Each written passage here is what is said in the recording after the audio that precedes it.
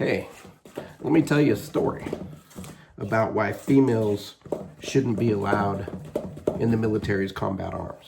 I'm going to give you more than one reason, but one of those reasons is particularly important because not only is it costing the taxpayers a whole lot of money unnecessarily, it's also jeopardizing our combat readiness.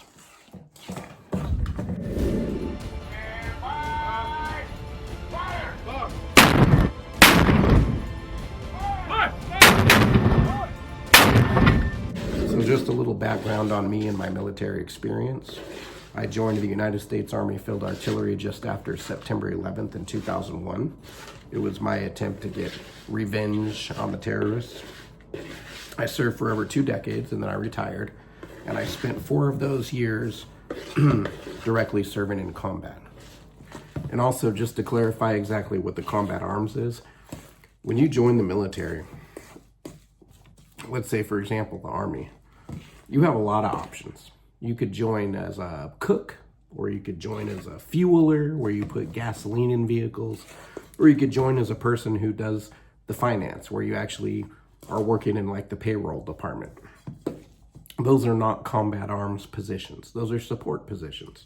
A combat arms position is like the infantry, or tankers, the people who operate the tanks, or artillery, the people who shoot the cannons, Rangers, Special Forces Airborne Rangers, Special Forces Green Berets, right? Those are the combat arms. Just to be clear about what the combat arms is. Now, the thing about the combat arms is the combat arms requires a pretty high degree of ability, physical fitness. Generally, the male physique is more suited for this than the female physique, especially when we start getting into things like special forces and whatnot. I mean, it's one thing being an artilleryman, but in no way, shape, or form would I ever claim that I was special just because I was an artilleryman. There was still a lot of physical work, though. I mean, it was a lot of heavy lifting, a lot of endurance, a lot of being very uncomfortable in field conditions. But when it comes to things like the special forces, you have to be exceptional. You have to be the best of the best. I mean, not just anyone can do it, and generally no female can do it. That's just really what it comes down to. So now here's the thing about females in the combat arms. I can't say exactly when because honestly I was kind of lazy and I didn't go do the research, but at some point in recent history, all of a sudden it was decided that females would be allowed in the combat arms. I was there when that happened. I really didn't have a problem with it then. My take on it was, okay, well, whatever. I mean, business will go on. It's not that huge of a deal. And initially, the way that the Army did it is they integrated females by introducing female officers, which is people who have actually gone to college and then earned a degree and then commissioned into the military, rather than joining the military in the way that an enlisted member like myself did, which was I went down to a recruitment office and signed some paperwork and I passed all the tests and I got in, right? So I didn't join as an officer, I joined as enlisted. People who join as officers, they actually really do quite a lot of work in order to achieve that because they do have to, like I said, attend college first. And more often than not, they're involved in some kind of program like ROTC, or they've attended a prestigious college or university, like a military one. West Point is the most known one.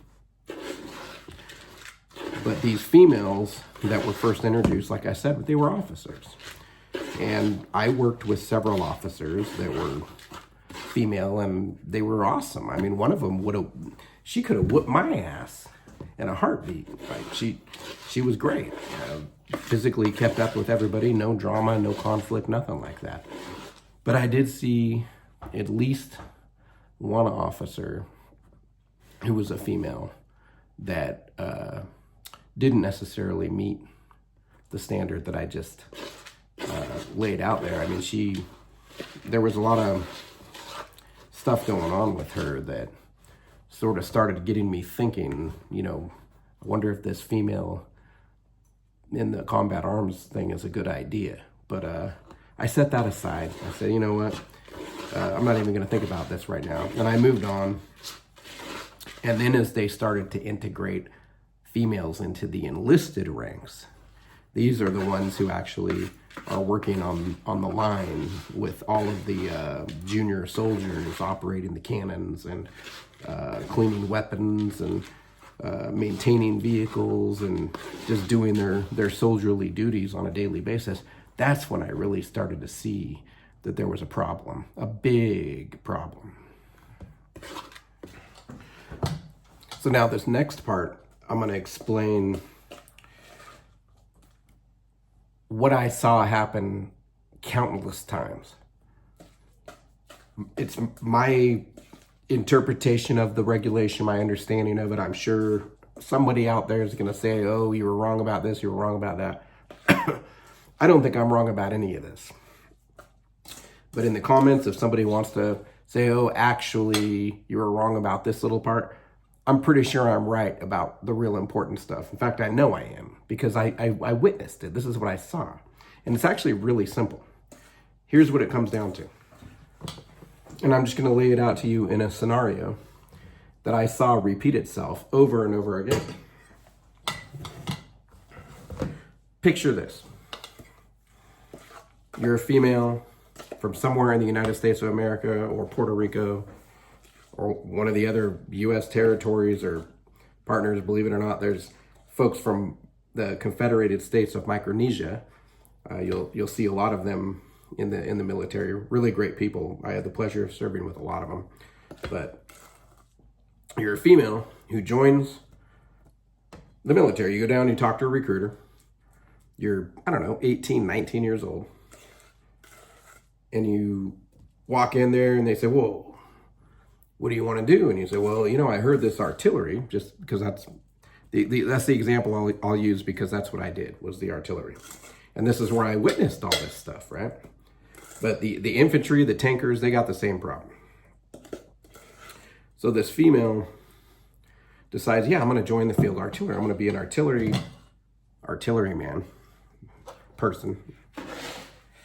And she goes, signs all the contracts, everything, goes to basic training. And then after basic training, she goes to the AIT, which is to teach you how to do artillery. And then she reports to her unit. Now, just bear in mind that typically most people who join the military, they sign a 4-year contract. There is other contracts you can sign, but for the purposes of this example, we're just going to say it's a 4-year contract, because that's the most typical one. You sign your 4-year contract, you get all these great benefits, free medical, free dental, housing, food, your paycheck, all kinds of amenities on post, the gym, and other recreational facilities. And then you also have your GI Bill, which you can use when you get out to, basically, you're going to college for free. Just all kinds of really great benefits. Stuff that the rest of the population would just kill to have, but most of them won't join because typically only around 1% of the population will ever serve, right? So these females, they report to their unit, and I'm going to be blunt, and a lot of people aren't going to like this. They report to their unit, and they are surrounded by men, because even though we've integrated females into the combat arms is still generally dominated by males. Not only do they find that they physically struggle with the work, because the female body is just biologically different than the male body, they also live in a barracks where they are, gender speaking, the minority. They're surrounded by dozens and dozens, hundreds of guys. Now, I know as a male, if I'm surrounded and I'm the minority and I'm surrounded by hundreds of females, I'm probably going to appreciate that, because it it's quite the pool to choose from, isn't it? You know, I'm going to have some fun. Let's just put it that way. And that's what a lot of these females do. And I just want to be clear when I say a lot of them, not all of them, because there definitely are exceptions. But the number of females who arrive to their unit to do something like the field artillery or the infantry or the tankers, and then immediately get pregnant, that number is pretty high, disturbingly high. And here's what happens when they get pregnant. They cannot do their job. So that job that they signed up to do, the field artillery, they can't do it. Because of military regulation, they're pregnant. They can't do that kind of strenuous activity.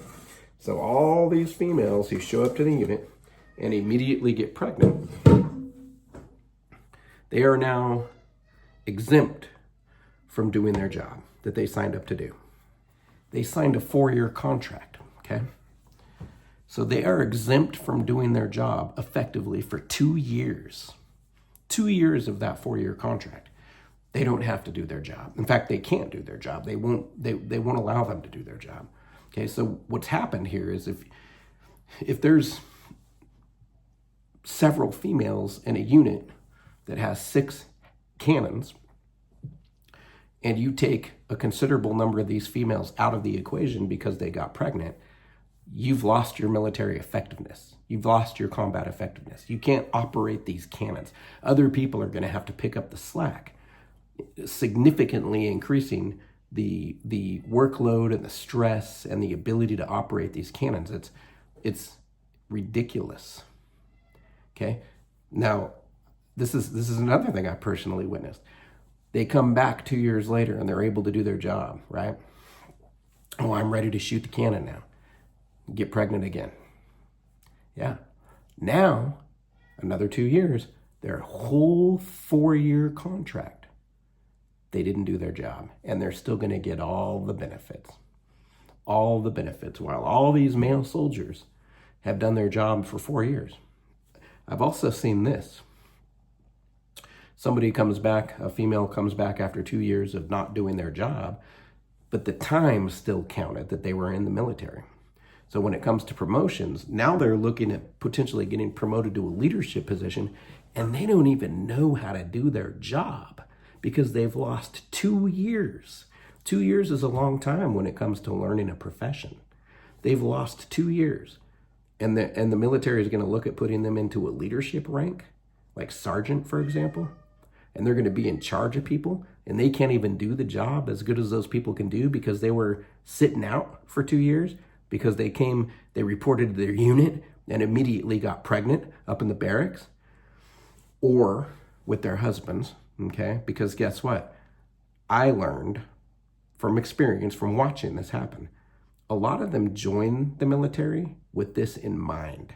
It's like part of their plan. They're told about it by somebody maybe. They learn about it on the internet. I don't know how they managed to put this plan together. But they do. They know, I'm going to report to my unit. My husband's going to get me pregnant. I'm not even going to have to, I'm going to sit at a desk for 2 years and do virtually nothing and reap all these benefits: free medical, free dental, housing, food, paycheck, job security, free gym, pool, all kinds of stuff, free education when I get out of the Army. If they do manage to somehow do a full military career, they got this wonderful pension. You know, it's quite a racket. It's quite a racket that these females are running, and it's costing the American taxpayer a lot of money, and it's costing the military profession a huge toll in combat readiness. Now, a couple things that I'd like to add to this, just to sort of drive home the point. A pregnant female and someone who's within a female who's within that 2-year window that I talked about, that they don't have to do their job, they can't deploy, okay? So that means any kind of international mission we've got going on, let's say, you know, the nation goes back to war. Believe it or not, there are deployments going on right now. For example, we send troops from the States over to Poland, and they do like a 6-month or 9-month tour, something along those lines. Well, these females who are in a unit who get called up to do a mission like that, they can't go. So they end up getting put on what's called rear detachment, which means you're basically doing nothing, which is kind of what they were doing anyway for that 2-year period. But they are no asset whatsoever to the deployment, but they still count against the numbers to that unit. And what do you think happens when they are deployed? If a female's deployed and gets pregnant while they're deployed, well, guess what? Getting sent back home. Yeah.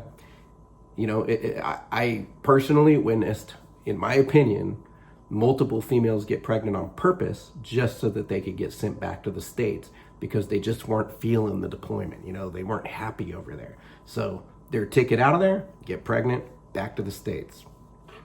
This is the same thing that would happen during war, right? If we, God forbid, we went to war again and, you know, we're out there fighting the good fight and some female decides, oh, I don't want to be here. And believe me, it's going to happen. It's going to happen exponentially across the ranks. Get pregnant, sent back to the States. Simple as that. What do you think happens when you take 1 or 2 cute little females and you throw them on a gun line onto a howitzer, onto a cannon with, 7, 8 dudes? What do you think happens? Yeah? What kind of drama and conflict do you think goes down? All these 7 or 8 dudes vying for her attention, trying to get with her. I'll tell you what, some of these females, you know, like I said, these aren't officers. These are enlisted personnel. Some of these females come from neighborhoods. Some of these females come from places that, you know, they're pretty loose with their ways. You know, they get to a gun line and each male in the unit basically gets to take his turn, and there's a lot of jealousy and a lot of conflict and a lot of drama, and this is not stuff that's good for morale. Hey, I've seen situations where a female got pregnant and didn't even know who the father was, okay? It's just not a good thing. And it's costing, like I said, it's costing the taxpayers a lot of money. It's creating a lot of headaches for the leadership, the commanders and the supervisors, the NCOs who are in charge of these females, the STD rates have gone through the roof. Come on, you got all these males that are all basically sharing the same female. What do you think is going to happen? It's just not a great idea. One of the worst things that ever happened in the Army was when, the military, I should say, because I'm sure it's the same in the Marines and the Navy, but the Air Force. One of the worst things that's happened is allowing females into the combat arms, but nobody really wants to admit it because, you know, it seems misogynistic to talk about this. And anyone who's in the ranks, they're not going to say anything because then they'd be going against, you know, it would affect their career. If you're a high-ranking officer and you say, oh, no, this isn't a good idea, this was the worst thing that ever happened, that's going to affect your career. You're not going to come out and actually admit that. But in the back of our heads, you know, in the conversations in private rooms, they're talking about the same thing I'm telling you about today. This was a terrible idea. It needs to be nixed. It needs to be reversed. It's terrible for readiness, and it's terrible for the bottom line when it comes to what the taxpayers are paying. Each and every taxpayer that's out there in our society should be interested in what's going on with the military, because your dollars are paying for this. And the numbers when it comes to fraud, waste, and abuse, when it comes to your tax dollars that are being just absolutely wasted, just burned, thrown in the trash, you would throw up. You would become nauseous and vomit if you realized how much of your money is wasted. And this is one way that it's being wasted. One of many, but this is a pretty big way, and it's something that would be so easy to solve. Yeah. Well, I hope you guys took some value in what I had to say today. If anybody has anything to add, mention it in the comments, and thanks for listening to my story.